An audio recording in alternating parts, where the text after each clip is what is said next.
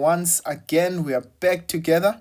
Well, this time around, we're looking at question 3.2, right? This is from the May-June Technical Maths paper from 2024. So please, if you haven't subscribed, just make sure that you're part of the family.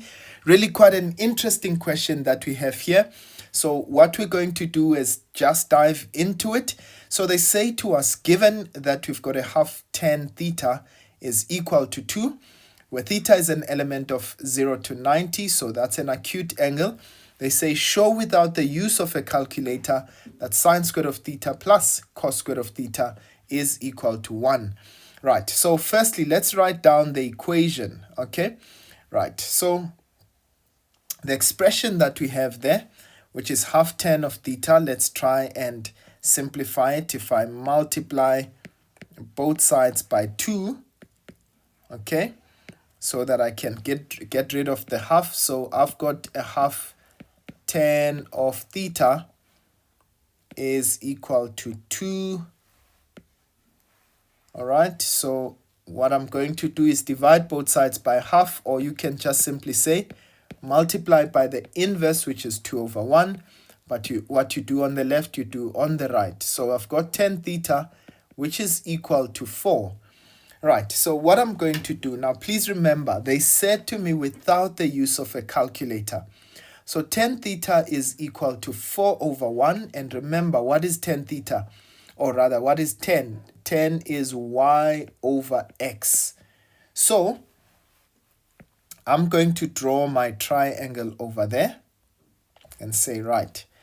So they said it's in the theta is an element of 0 to 90, so that's definitely in the first quadrant. Okay, so that means that y is 4 and x is 1, right? So we're going to get the value of r. So to get r squared, we're going to say that's x squared plus y squared, and that's going to give us 1 squared plus 4 squared. And in this case, that's going to be 17, right? But we're looking for r, so that's going to be the square root of 17. And of course, because r is always positive, there's no need for us to say plus or minus. All right, so now that we've gotten the triangle, right? So we're trying to prove that if we took sine squared of theta plus the cos squared of theta, are we going to get 1? So remember, sine is y over r, or you can say opposite over hypotenuse, right?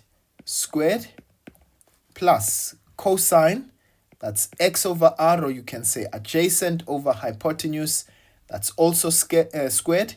So in this case, I'm going to have y. My y value is 4. So that's going to be 4 over r, which is root of 17. That's squared plus, I've got x, which is 1. Right, there it is there. Divided by r, which is root 17, but also squared.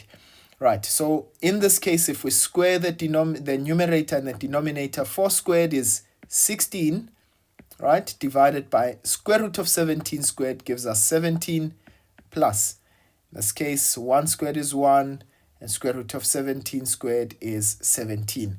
Now, our denominators are the same, which simply means that we're going to add the numerators, right? So we've got 16 plus 1 divided by 17, and that gives us 17 over 17, and definitely that gives us 1. So we have proven in this case, right, that sine squared, cos squared, or rather sine squared of theta plus cos squared of theta does indeed give us 1.